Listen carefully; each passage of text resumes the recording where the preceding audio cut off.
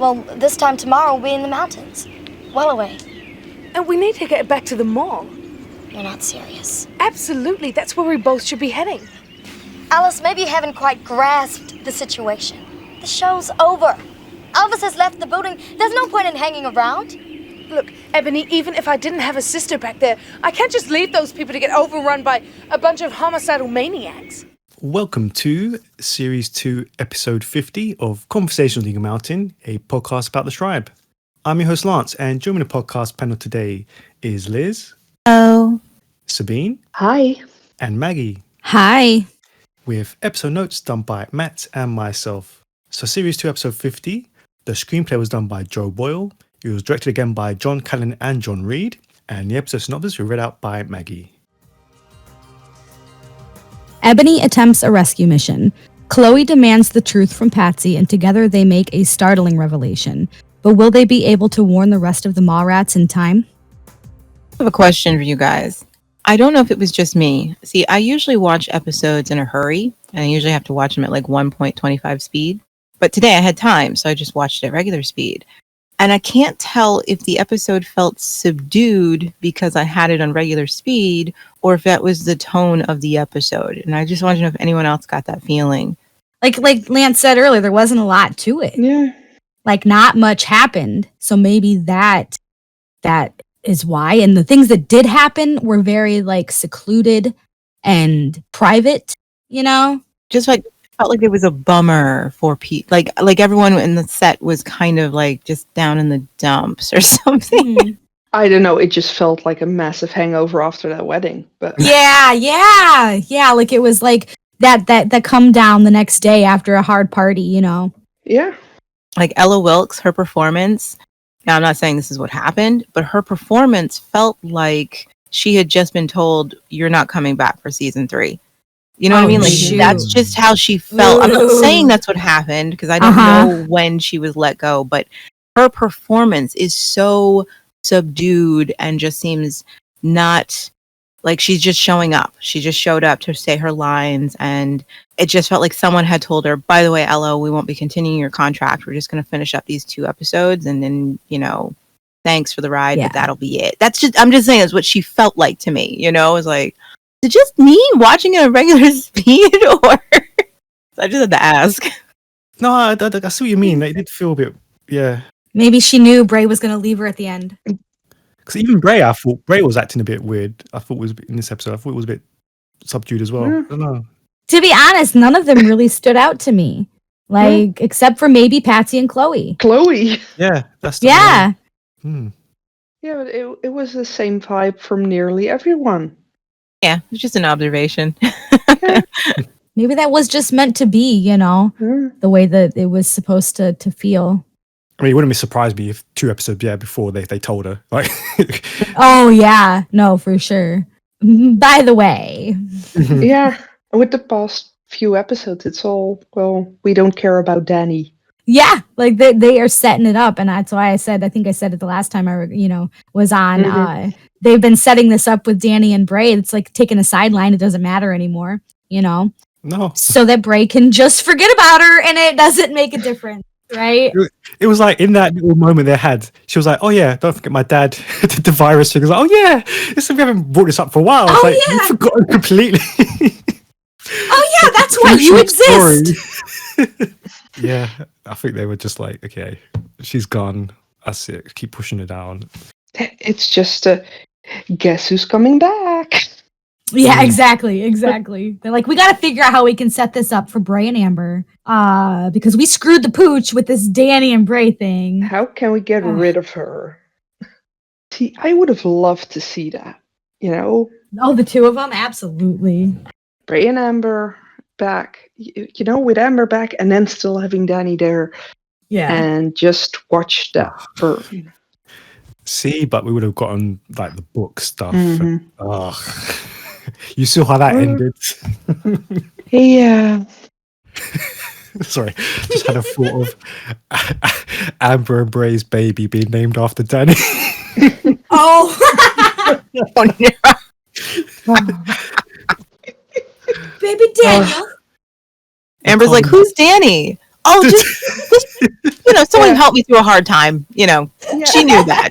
She knew. She just helped me through a rough And, time. if it's a boy, we can just call him Dan. We'll call him Dan. Dan. Damn Daniel. Danny. Oh. You want to name our baby after the person you slept with and replace it with? No, Amber, you don't understand. She always knew it was you. What? She always knew.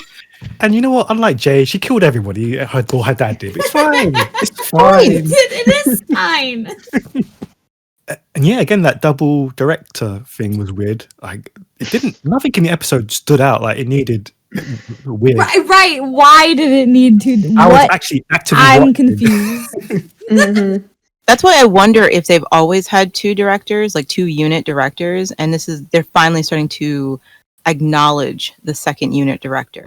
Like they just never did before. It was just the main director who got the credit for the episode, and then somewhere along the line in the last episode they started crediting. Maybe they just suddenly had that information to them and they were like, oh, we should be putting down that there were 2 units working on it. Or there was a change in contracts. Yeah. I mean, I've not watched the later season for a while, but do they list double directors? I can't remember if they do or not. I don't know. I don't know. I don't know. I don't think any of us cared enough about those seasons. I depend on the notes to tell me. Where's Carlin? Yeah, where's Carlin? Later seasons do have 2 directors to them. That's fair. Okay. But yeah, it's weird because everyone gets some new tribe styles as well in this episode.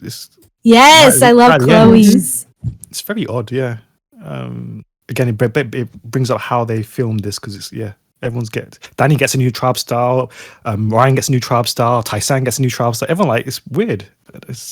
Annie, she gets a new look just in time to be axed unceremoniously. I know! Yeah. And you want to know what? I like this outfit too, but you guys probably hate it, but that's fine. I think it looks nice on her. And her hair looks so good. Yeah, it's a good look for her, and it's just her farewell outfit. Oh. Yes! That is a shame. God. Wrong. Gosh. Gotta go out looking good. Also, I'm pretty sure that Danny annoys me less now because her and Bray aren't so in my face, right? Mm-hmm. So now I'm like, maybe. Because Amber's coming back, so... I mean, come on. They're played like friends now. It is quite They ridiculous. are. That's why I'm like, it's like fine. a kiss on the cheek. Like, oh, you'll be fine. Like, come on. They're an old married couple now, okay? They've been together for months. It's been forever. I want you to imagine if they had been played like this in this more natural form the entire season. How much more easy it would be to buy the friendship that was building between them and the sense of dependence, instead of having it shoved down our throats. Exactly. Yes. Mm-hmm. Like the antidote. It could have been a worse image.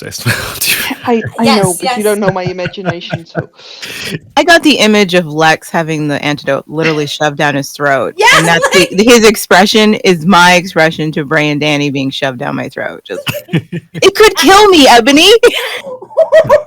Oh my. fair enough. Open wide. Here comes Cruella. At times I did feel like it was going to kill me. And still, where we are in the season right now, Danny is less annoying than Celine. Oh, Danny is the least annoying character in the whole show right now. And I think that annoys me. These people kill for convenience. They torture. They bring suffering wherever they go. You're not like that. I never meant to harm anybody. Listen, I didn't die, so that means you're not a killer. Just very stupid. So all in all, I'd say it's not too late. Tell me what you know. Everything. A not-so-dead Ebony grills a shocked Patsy about what she knows about the Chosen and her part in trying to get her killed, switching between threatening and recognizing the guilt that Patsy is struggling with in order to get her answers. So yeah, let's start with that panel. What did you make of Ebony's interrogation of Patsy here? You can see Ebony's done this before to people, because he knows perfectly well how to get the answers she wants, while making sure Patsy is scared enough to help her. He's also comforting her and, making sure she will tell her the truth. Mm-hmm. She's making her comfortable enough that she doesn't shut down. Yeah, which is a very smart way to do this. Yeah, I like the interrogation. I like the energy that Ebony is bringing. I like the guilt that Patsy is feeling. It feels very genuine. This is not what she had signed up for. This is not what she thought she was involved in. And her guilt feels genuine. Like I'm a kid. I never wanted anyone to get hurt, but I am the one who led her there. What does that make me? And, Trudy, I trusted her. I love her. And she sent me there and she knew what was going to happen. And can I believe anything else she's told me about the Chosen? And she might be thinking about stuff that Trudy has done this whole time that she was able to rationalize. And now she's questioning all of it, and I like how Ebony recognizes very quickly that, like Jack didn't plant the bug of his own volition, that she's not the target of her ire. She's not the big problem. She's an obstacle. She's information. I like how she makes it clear to Patsy, I have really good reason to be pissed off at you. Yeah. So don't test me. But like you said, at the same time, she's making her comfortable enough so that she doesn't shut down. Yeah. And even comforts her, like, you're not a murderer. Yeah. I'm still alive. You know what I mean? Yes. And it's just really good energy, nice tension, just the right amount of fear to keep Patsy in check. Like, don't test me, okay? You did lead me to what could have been my death, little girl. So I've got no patience. And it was just really good, really well acted between the two of them. Yes. I was just going to say they both did so well. Yeah. Sarah Major really with Patsy in the last, this last half of this season. As much as Patsy annoys me. I see the genuine, like guilt and her regret and her confusion, and you see all of that play through her, and I feel for her. I feel really bad for her, but I'm so grateful that Cloe was just like, I got you. Yeah. Even after everything, I love the snap. Also, the lights go out. I was going to comment on Ebony's outfit, but I love her comeback outfit. Yes. She looks so good. I think this is one of my favorite looks. Like, that's okay. I needed a makeover anyway. Okay, Jaffa. Yeah, exactly. Thanks for the bath. You did me a favor, okay? Yeah.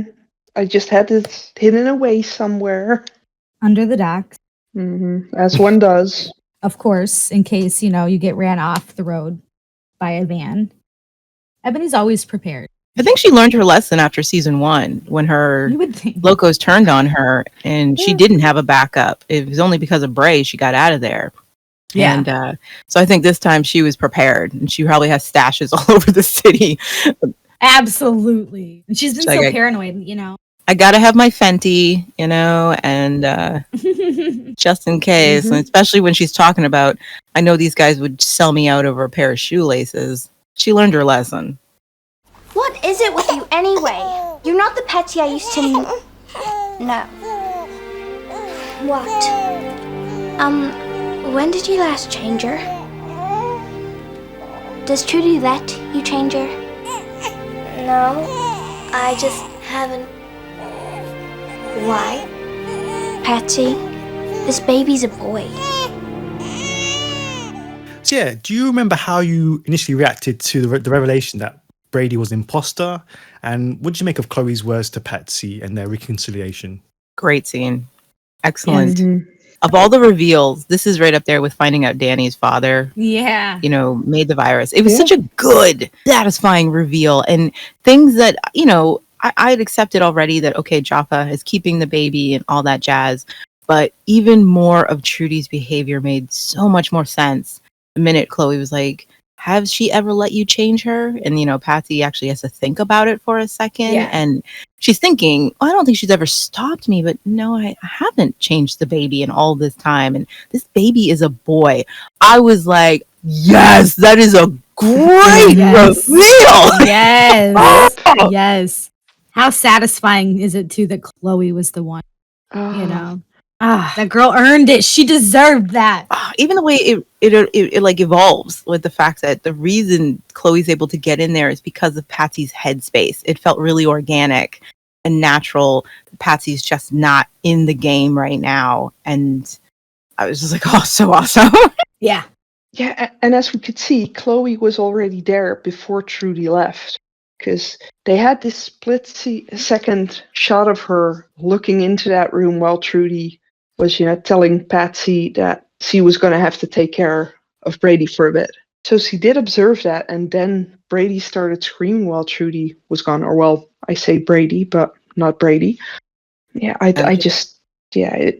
think it was great that Chloe could be the one to come in to, just go to Patsy, tell her, what on earth are you doing? Why aren't you taking care of this kid? And then just, seeing what's going on and trying to help her friend. Mm-hmm. It's a great conversation. The Yeah. dialogue is Yes. on point. I love the things that they're saying to each other. I like Patsy's explanation because we've seen it with our own eyes. It's not like we saw something else and Patsy's just making up a story. We saw everything she's explaining to Chloe. I especially love when she was like, I felt like I owed her something because she'd forgiven me. And I was like, oh, you know what I mean? Like all of those little emotional manipulations and how they worked on Patsy. And I love what Chloe's saying to her, like, if you didn't want to look after the baby, why did you? Or does nobody say no to Trudy anymore? I love when Patsy's like, they'll think we're crazy, and Chloe's just like, that's what everybody already thinks. You know what I mean? Like she's just done with that. She's not scared of the confrontation because she's had to carry this by herself, knowing there was just something not right. And so she's like, this is what we play for, Patsy. I especially, this was my favorite moment in the conversation when Chloe is comforting Patsy, reminding her we've always been there for each other, and who was it who stood by you when these things were happening?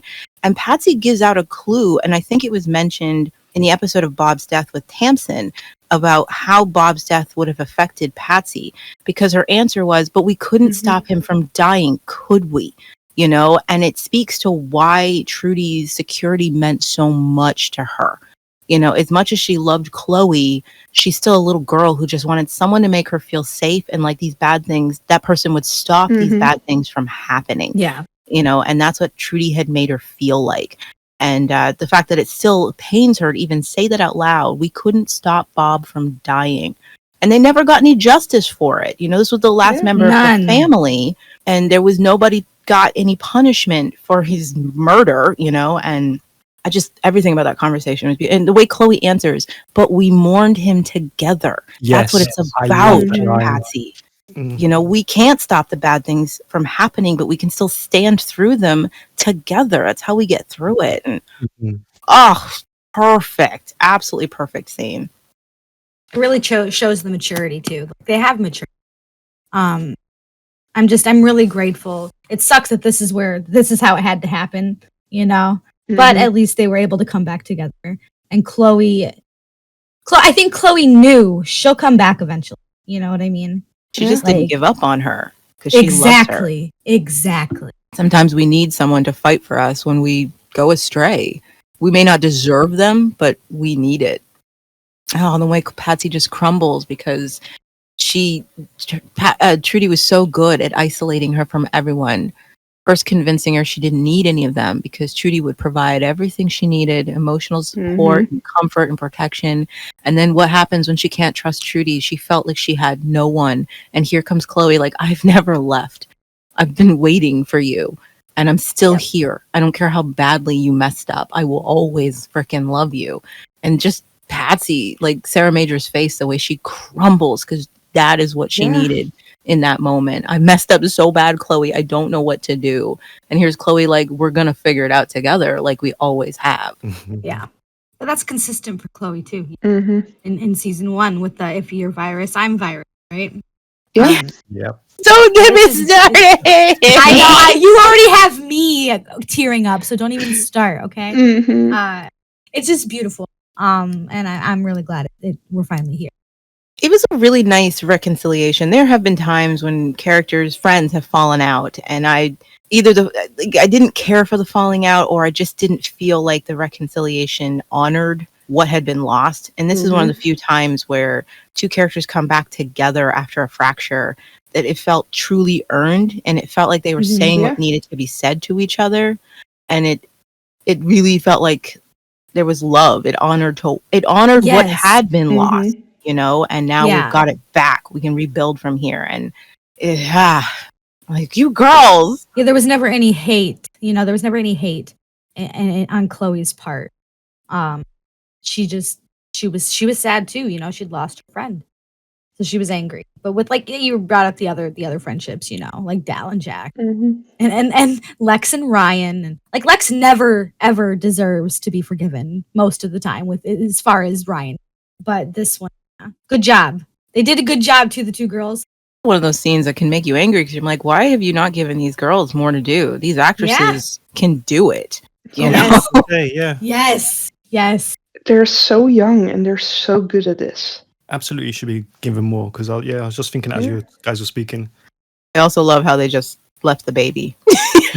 Yeah. We never see this. I don't think we ever see this baby boy again. He's just put back down for a nap and forgot. Screw this baby. Stranger danger. It's not Brady. It's fine. Fine. Yeah. I do like that. The girl's first instinct on who should we tell is, we'll go to Tai San, because Tai San's the only one who actually ever listens to us. It's true. Yeah. You know, she's closed-minded, but she's not. Yeah, and after everything, at least they realize Tai San is the one to go to, not Celine. Even though Celine used to look after them, you know, but... They can see that something's not right. And I think that Chloe's felt that way for a while. Yeah, they know she's going to be useless. Yeah, that was nice too. It just made sense having the conversation. Who do we tell? And who's going to freaking believe us? You know? And I liked it because this is the first time Patsy's acknowledging what Chloe's been going through. Nobody believing her about something being wrong. And, you know, saying like, they're not going to take it on our word alone because I've watched you try. You know, so why wouldn't they take the baby? Why would they believe us together? They'll just think we made up or whatever. And I love how Chloe's like, that's a good point. Tai San will listen to us no matter what, you know. And I was like, yeah, that was a really great conclusion for them to come to. Because even if Tai San didn't believe them, she would have validated this is how they feel, you know, and like maybe talked it through with them. So I thought that was. Yeah, but Maggie, you made a fair point on what I just heard you say. Why didn't they take the baby? Because how easy is that to go, look, this is who she told us was Brady. Look at it. Look at its bits. It's obviously a boy. This is a boy. Why is it a boy? That is probably the one little slip up in the writing. If you really want these girls to be able but again, that just means they don't want the girls to be able to convince anybody quick enough. Yeah, that's true. That's fair. They want people to be like, what are the girls talking about? Because, you know, that's what we see. Yeah. The girls try to tell people. Everybody starts arguing and discussing among themselves as if these girls would lie about something like this, but whatever. And then the girls are like, well, I didn't even got time to argue with you. We've got to get to Bray and the others. And yeah, that was a very smart way to go about it, even though it just would make more sense to show them the baby. Just call someone into the room and be like, you, look what I just discovered about the baby. You know what I mean? Like, even if they didn't believe Trudy was the chosen, they'd have questions. Hey, that's exactly it. There would be many questions. Like, I'd love to see Trudy talk her way out of that one. Where's the real baby? How did your kid grow extra body parts? Trudy, I've never held your baby, but I'm pretty sure I knew she didn't have a penis. I'm pretty sure on that one. In Trudy's defense, she would never let anybody get close enough. Like when the kids ran out of that room, made sure that I know, and I was like, but they could just start screaming, and they refused to give the baby back. Like, make a freaking scene. Rip the diaper off, charge in with that baby, pee first. This is a boy. That's how you start the conversation. That's a boy baby. Yeah, it's one of those necessary loopholes, like, or not plot holes, right? Like a necessary contrivance. Yeah. Yeah. It would have been devastating to that poor little baby being thrown around from person to person, going, "Look, it's a boy! It's a boy!" Yep. I'm now seeing Jack I'm seeing Jack having a genuine moment of confusion and being like, "Wait, girls don't have penises, right?" Yeah, like, I'm pretty sure I know that much. I wonder if you would ask Ellie to check. Oh, it's fine. I imagine that the baby was rescued very shortly after the Chosen came in. It's fine. You knew I was getting married, and you still arranged some tribal gathering that you know is going to need security. Lex, I don't think Bray planned it purposely. Whose side are you on? The side of reason. Bray obviously thinks you're the best man, otherwise he wouldn't be here. Think of this as an opportunity to get back to where you used to be. Top man? Yeah, whilst Danny prepares to host the meeting of the tribe leaders, which is organised to rally against Ebony, Bray asks a honeymooning Lex to organise security. And though Lex is initially reluctant, Tai San does manage to talk him around, implying that he'll be able to get his old standing back within the tribe. So yeah, I want to talk about that specifically. What do you make of Tai San and Lex's dynamic here as a couple?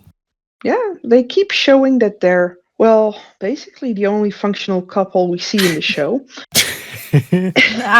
Yeah. Well, they are. No, yeah, I agree. I was thinking. And I can't believe I'm saying that about Lex, but still.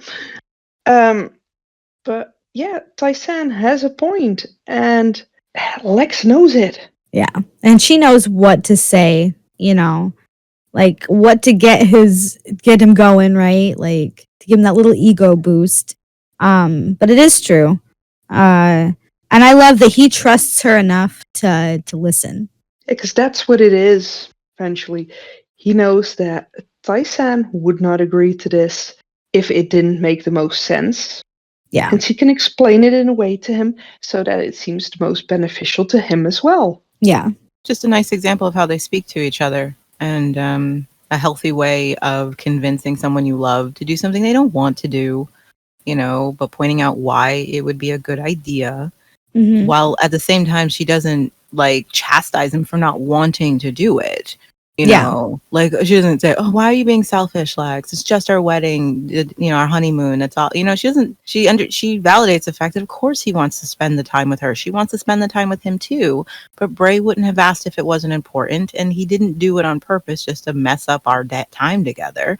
You know, this is Bray. Yeah. Remember who it is, and Yeah. you know, this is what you've been wanting. And his planning skills. And you know, it's like and of course, like you said, his trust, like. Yeah. He doesn't get defensive. He's just like, yeah, you're right, babe. I do want that. Yeah. I do want to get back in there. You know, I want to get back on top. I want to prove my worth. And I know you're right. I just like arguing with Bray anyway. It's like, you know, it's just basically. yeah, you know.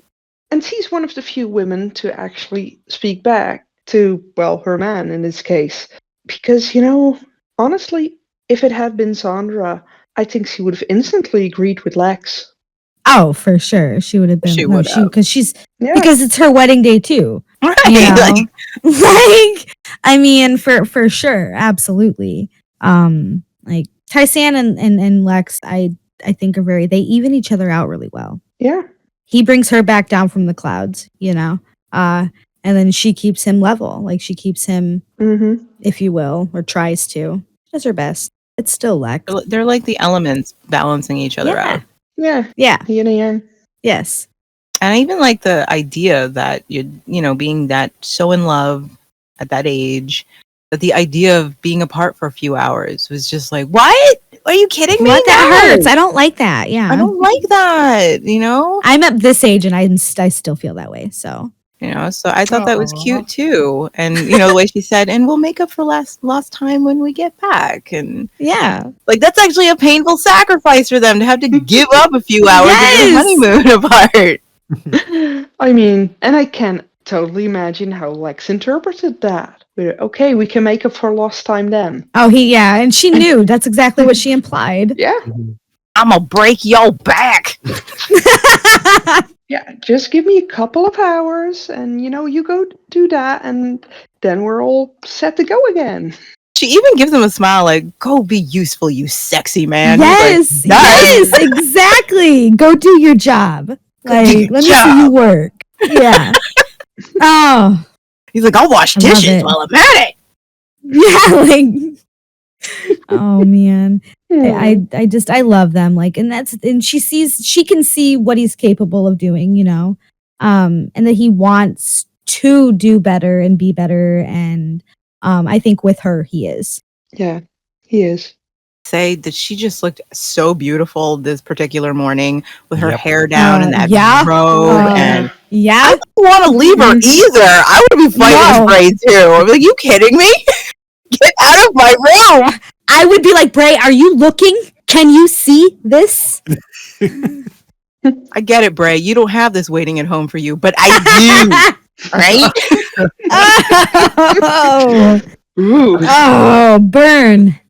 I was going to say, as awkward as they're trying to make Jack out to be, I was thinking Bray was a bit awkward there. That way he was standing right up close to them and was like, give him a bit of room. Sir, you know what happens on a honeymoon. Why are you just standing there? It almost insinuates that Bray like caught them, and because you'll notice Lex is just getting dressed, and Tai San has only put on a robe. Yeah, it's fair. Okay. Bray's like, okay. look, I'm sorry, but something important has come up, and And I kind of need you to, make sure my girlfriend doesn't get killed. And I saw your butt. And I saw your butt. And I saw your butt. Actually, that makes kind of sense, Liz. Yeah, I didn't realize. I didn't think of it. Yeah, no, yeah, that's it. That's the canon now. Like Bray's thought bubble should be like, I never thought to use a ceiling fan that way. Back to matters at hand. So no wonder he married her. Okay. That's what I could have gotten if I had chosen Tai San over Danny. You are a creative pair, I'll give you that. This probably adds to why Jack was so awkward and later on with Ellie. If he had walked into like that. Him and Ellie haven't been together at this point yet, have they? No. I don't think so. I don't think it's something that Jack is ready to even think about. No. And it's like if you were Jack and you're just learning human emotion, and this seems overwhelming. Yeah, it would be incredibly overwhelming. Because so much. I mean, sorry, I don't want to jump ahead to it, but you did bring it up. So much of his awkwardness about the wedding and things, the romance of it. I wonder if his fear is that this is something Ellie would want, and he's still in baby. He's still in relationships for babies, in his development, and he's probably like, I wouldn't even think of these things. What if she wants that? And I'm not even past kissing, Yeah, exactly. I just want to make out a little bit. that's I'm still thrilled by the wonder of your lips, Ellie. Yes, I'm not ready for anything else, and I don't know what to do with all this stuff. You want me to touch your what? Is that where those body parts go? I'm confused. Who has the penis? Don't know. Don't know. Oh shoot! There's a lot of penis talk this episode. What are we doing? Blame the baby. Chloe brought it into the conversation. Or you got a good reason why I should risk my life for them after the way they treated me? No one deserves what they're gonna get if we don't help them. Then help them, Alice. But don't expect me to. So what did you make of the scenes between them and their relationship between Ebony and Alice? Why didn't we get more? I wanted more. I know. Yeah. I really, really wanted more, and I was just so thrilled of having Ebony rescue Alice. It's just... I was really hoping that she'd go after her. That Ebony would go after Alice. Oh my gosh. From the first time they confronted themselves over Tai San and realized they were an equal match for each other, like this just feels like the culmination of all that, of them fighting together. And, even the fact that Ebony embraces her. She takes Alice's embrace in the room. She doesn't shy away from it. She's just as grateful to have found Alice safe and in one piece as Alice is to have been rescued, and to know that nothing happened to Ebony. Because as Alice knew, Ebony too had been harmed, and so it's just this beautiful love between females that has nothing to do with a guy or romance. It's just sororal love and respect. And I love the conversation, like when Ebony's like, you go over that wall, I'll have your back. Alice doesn't even question it because she trusts her on this level. She came in here to get me.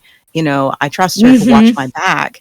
And I like the fact that their differences in personality are there. Like, Ebony doesn't have a change of heart to go rescue the mall rats. That doesn't make any sense.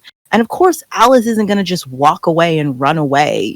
She's like, my sisters. She even says, even if I didn't have my sister back there, they deserve to know. None of them deserve what's going to happen. I like how Ebony is still holding a grudge. And girl, I'm with you. I would too. I would totally hold a grudge against the mall rats. And saying like, why, what if I don't, I mean, what if I don't want to help them? You know, who says I want to help them at all? And I love what she says after what they did to me. And Alice doesn't argue the point. She's just like, nobody deserves what's going to happen to them. It's not about you, Ebony. And that respectful handshake of like, okay, I get it. You got to go your way. I got to go mine. I hope you stay safe. You know what I mean? Thank you. There's just so much being said in that little handshake. And it's not just the hands, it's the arm, the whole arm. That is that's camaraderie, men in arms. You know what I mean? Like, exactly. And I mean, Alice doesn't even know half of how much Ebony risked to get back to her, because Ebony went into the mall not knowing what she'd find there. To find Patsy, to find out what happened to Alice.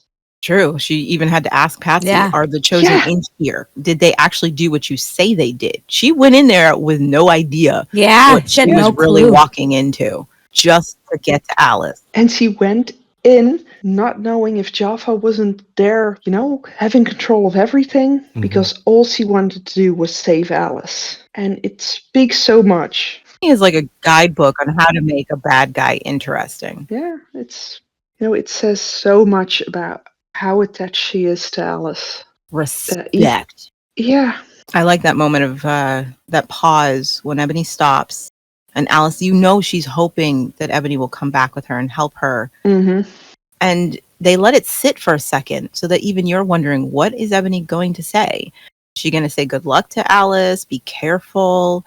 And yet she's still Ebony. You didn't see me. But you almost get the sense that there was something else she might have wanted to say. Yes. You know, but she's Ebony. She's not going to say it. And the slight disappointment on Alice's face, but also that moment, that sense of like, I should have known. Of course, you know. Yeah, of course. Yeah. Take care of yourself, you know. And that's it. We don't get any more. And it just makes me sad. Yeah. So sad. Even that moment before where Ebony's like, you go first, I'll watch back. It's like, oh my God, why can't we get this more of this? It's so good. And then who else would Ebony let go first? No one. No one. Bray? Maybe Bray. Yeah. Just so she and that's only because she's thinking, once we get out of here, I'm going to make you have my babies or something. You can make him have her baby. No one else she'd trust to go first, like, and she would watch your back. Like, wow. Like, because the only way Ebony would say that to anyone else is if she wasn't planning on watching their back. Pretty much. Yeah, that's right. No, go ahead. I got you covered. Yeah, basically, yeah. Like, you know, Amber, you go first. I'll watch your back and hold a crossbow. I do love how even in the midst of being with the Chosen, happily betraying Ebony, all she had to do was get him in her grasp and he was terrified of her. She was like, you're gonna help me? And she just shows him the fist and he caved so easily. It's like, what do you think Jaffa's gonna do to you, Axel? Yeah. I actually thought that scene was a bit weird. Like, grabs him by the neck and shows her fist and like, well, what do you think? Yeah, Jaffa will throw you off a roof. Like, what would you like? I also love the idea that his helping was her knocking his butt out. I just need you out of the way. It was almost like a merciful thing to do for him because, like, he has a plausible excuse as to why he, you know, she got in. She knocked him out. She attacked him, you know? And, I mean, if it wasn't Ebony, I would say it was like a mercy move from somebody who cared enough that they didn't want to see Axel dead. It's Ebony, so I can't say that. But she knows Jaffa quite well, so who knows? Maybe there might be that tiny part of her that's just thinking, okay, I've already seen one of my guys, former guys, dead in my pool. Maybe I don't want him to end up there.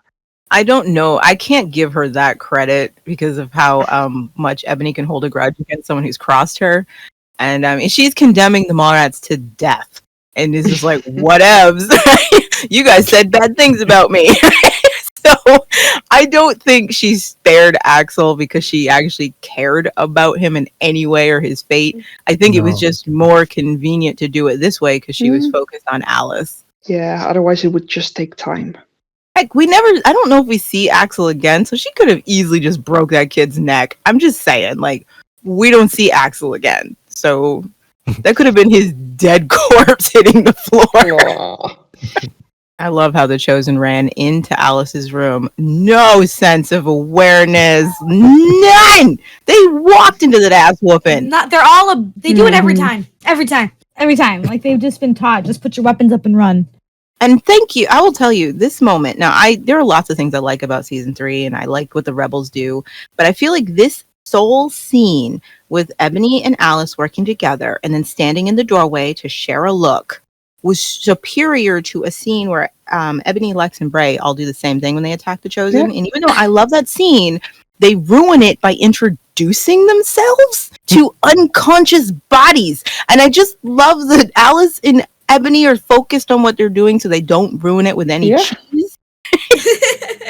Well, the boys make Ebony stupid. Okay.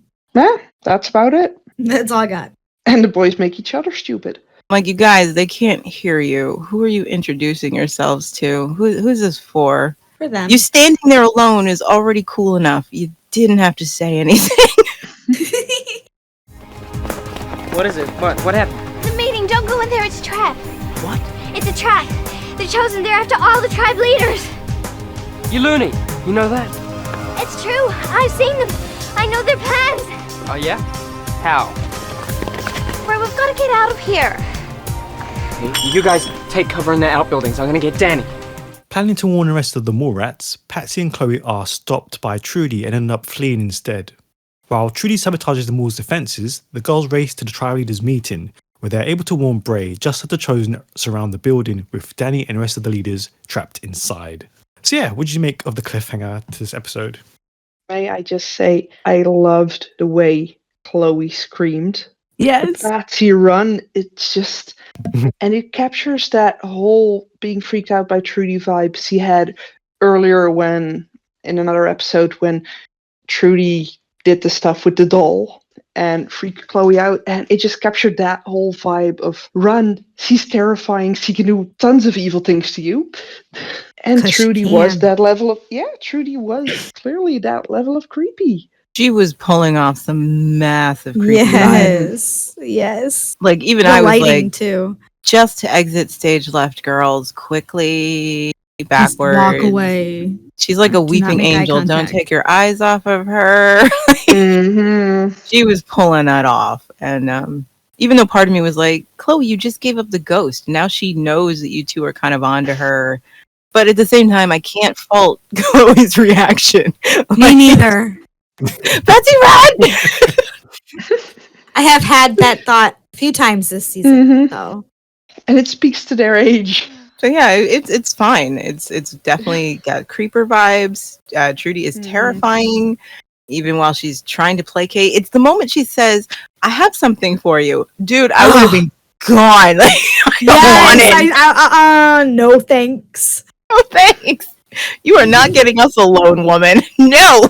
Nope. Like, I have something for you in my room. In this, in a tone that I'm thinking like, come, little girl. I have something for you in my van. Yeah. Yep. No. Chloe's like, I've already received a gift from you. No thanks. Never let them get you to a secondary location. Oh, but I think that, it's a culmination of all this, right? We're here. We're at it. This is it. Like, there's no going back at this point. Everything's downhill from here. And it's just perfect. The girls are so terrified. And Antonia pulls that creeper vibe off so well. Well, yeah. I mean, she's very good at what she does. Really like how... Now, Chloe, you can tell from her behavior, she ain't got time. She ain't got time for what Trudy has to say. But, Patsy almost immediately falls back into the role of subservience with Trudy that she's been playing this whole time. And she had said something to Chloe that I really liked. She said it to Ebony as well. I was just doing what I was told. I'm not allowed to ask questions, which again just speaks to why she was so easy to control. And so she feels like she has to answer Trudy's questions and struggling with what she was able to do so easily. And now that she has seen Trudy in a completely different light and realizing that everything Trudy told her was not a lie, but the way it was colored for her was a lie. And struggling with that and struggling with how do I wasn't afraid of her before, but now I am, and that was subtle, but I really liked. And I like how, Chloe's the one who makes the executive decision. We don't have to keep talking to her. We just need to run. Let's just get away from her. Yeah. Like, that's a choice, Patsy. We can do that. And the fact that Patsy went with her. She's like, okay. Yep. Okay. This is good. This is what we're doing now. I think that really, goes to show that Patsy really does need someone to tell her what to do. Yeah. And she needs that. And we've always seen that with these two, Chloe is the one who does things on her own and who makes up her own mind about things, whereas Patsy is a follower. Yes. I'm suddenly wondering though, if these girls were scared that Trudy might have done something to the real Brady. That's possible. Yeah, like, where is the baby? You kind of question a lot of things in that moment. All you know is that she's been lying to you, and you can't trust anything she has told you at this point.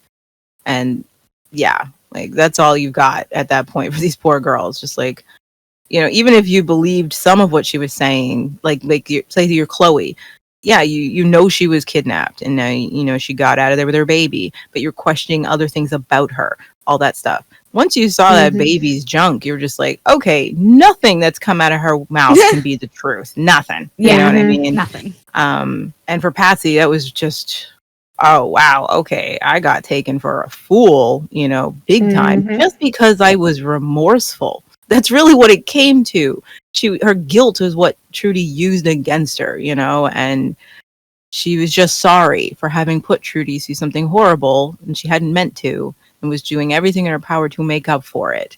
And Trudy was able to take advantage of that. And I like the scene with the Chosen showing up to the meeting. I'm proud of the girls for prioritizing getting to the meeting as quickly as possible to warn the leaders. It doesn't work out for them, but I like that was their choice to do that first, to recognize the urgency.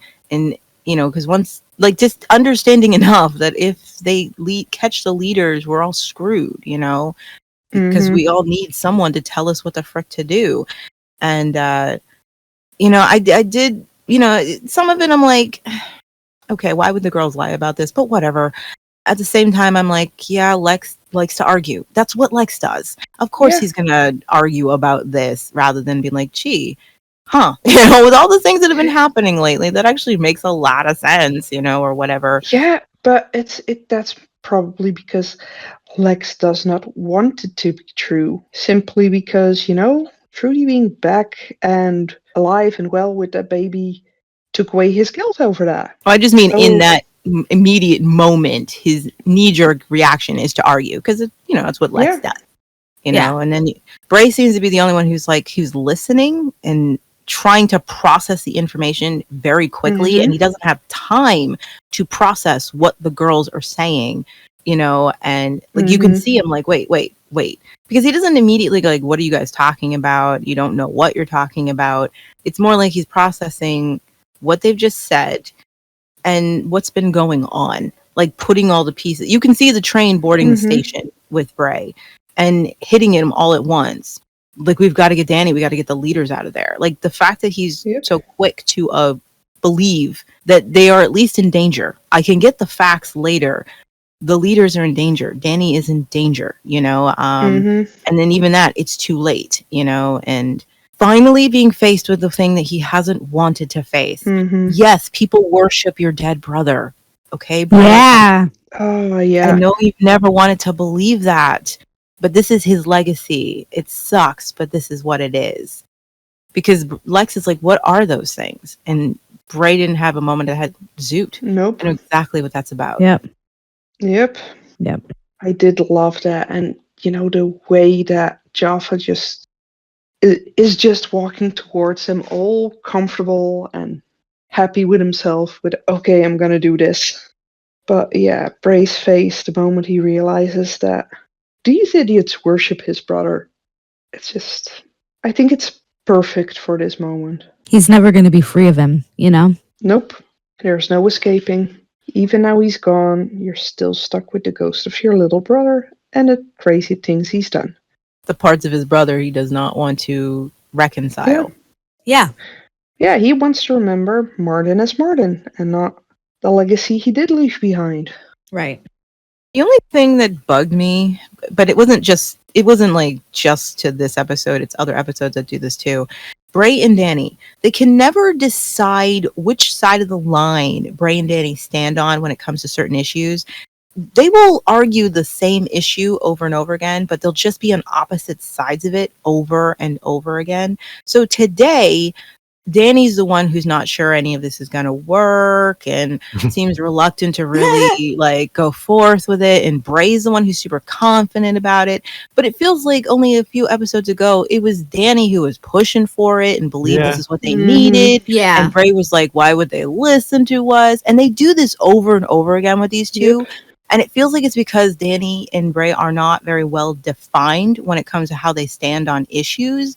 And so they just wobble back and forth as to, it's just so they can have an argument or a discussion or have something to say to each other. But it's just like, you keep forgetting where these people should stand on this issue. Bray is the one who should be more reluctant. That is Bray. Because Bray doesn't like confrontation and he does fall into denial a lot. It would make more sense if in every single one of these conversations, it was Bray being like, I don't know if this is going to work and bringing up his concerns and Danny be the one pushing for it. But they can never stay consistent about it. And it drives me nuts. No. Well, they needed Danny to be skeptical because she's the one that disappears now. It's fine. Yeah. It's almost like she knows you're sending me in there for my doom, Bray. Why are you doing this, Bray? Why are you doing this? Why? I thought and you Bray's loved like me. that guy who cut the brakes in your car is like, no, go to Starbucks and pick me up a coffee. I don't need to go with you. It's fine. I'm doing something. I'm brushing my teeth. Just get in the car. Just get in the car. Yeah, and it made so much sense when Bray was reluctant about this because Bray would never want to see, that Ebony would do something like that, and that's what Danny's after right now, accusing Ebony. Instead, he's like, this is going to work. This is what we have to do. And Danny, for some reason, is dragging her feet all day, but still impatient. It's just, again, that's why I said Ella's energy felt off this episode. Like she had just gotten some really bad news before she had to film this. Mm-hmm. And that news was, by the way, we're killing you off. You know what I mean? Like, and she was just like, wow, okay. I thought I was doing a good job. I was trying, and that trap you're walking into, it's an actual trap. You're not getting out. You won't even get a real death scene. Yeah, she and Bray's energy this whole episode was like they'd both been told, yeah, this love story's not going anywhere, so we're acting it. And they were just like, we don't even have to try anymore? Okay. I mean, for real, when Bray was like, oh, Danny, like, it was so... I don't know what's the word. It was just so played in the wrong key. It was just so bad. I mean, could you see them, could you see Lex allowing Ryan and Bray to pull him away? No, If was no. Exactly. Absolutely not. Or if even Celine. Toggle there. Bray's just like, oh, well, no, yes, oh, okay.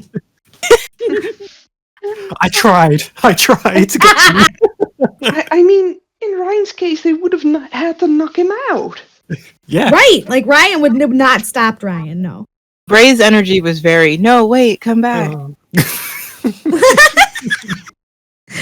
I'm here. Yeah, no, that wasn't good at all.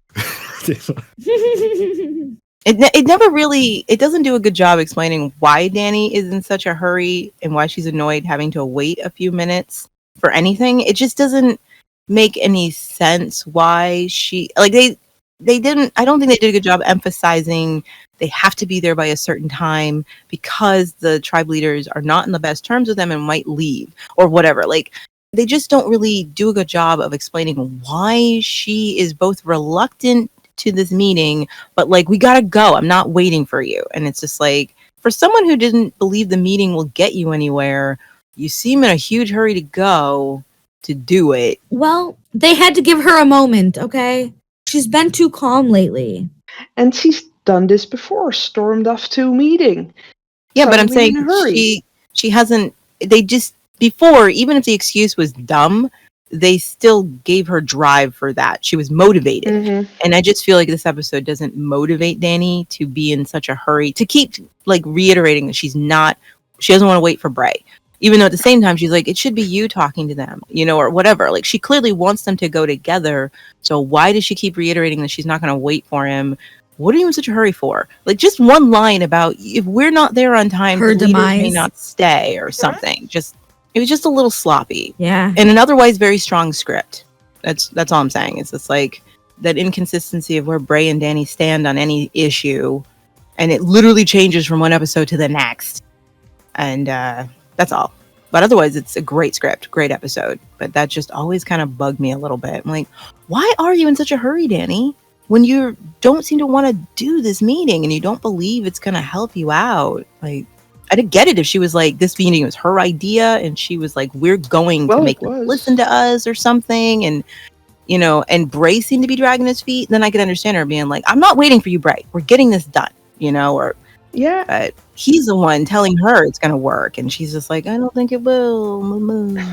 Yeah, and originally she wanted this. Originally she wanted this meeting. She wanted to make sure everyone saw what a villain Ebony was in her eyes.